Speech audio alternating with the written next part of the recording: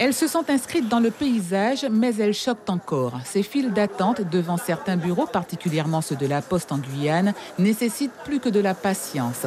Elles dépassent souvent la limite du tolérable. Cette situation concernant la Poste, ça devient vraiment intolérable. Donc vous voyez, j'ai ma chaise, je suis équipé. Dans mon sac, j'ai de l'eau, j'ai de quoi manger, tout ça, etc. C'est comme si je partais en expédition. Le mois d'octobre, à Baduel, j'étais là de 8h30, je suis passé à 16h. On est censé être dans un pays soi-disant civilisé.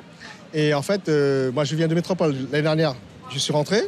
Quand je vois ce qui se passe en Guyane, c'est pas normal, c'est intolérable. Il faut vraiment que ça change. Si ça change, parce qu'un jour, sinon, il va peut-être y avoir quelqu'un qui va se faire tuer là, dans la queue, c'est sûr.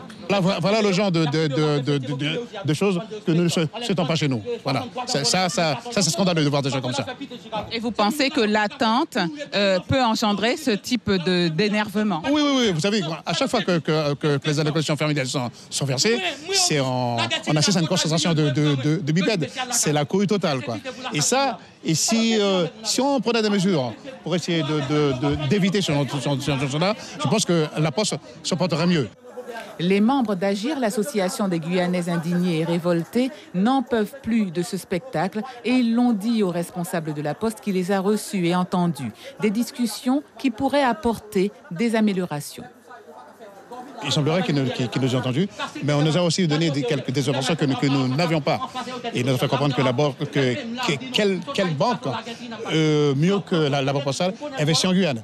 Que la Banque Postale investit beaucoup, qu'ils ont aussi embauché une trentaine de jeunes en contrat d'apprentissage et qui vont être formés et embauchés localement.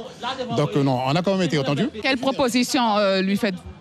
Eh bien, on lui a demandé, par exemple, au niveau de cette fameuse banque américaine de transfert de fonds, là, vous savez, la Western Union, on a considéré, nous, au sein de l'association, que cette banque-là était de nature à regrouper trop d'individus, parce que vous savez qu'il y a beaucoup d'individus dehors qui attendent, et ça avait tendance à congestionner un peu l'espace réservé aux usagers.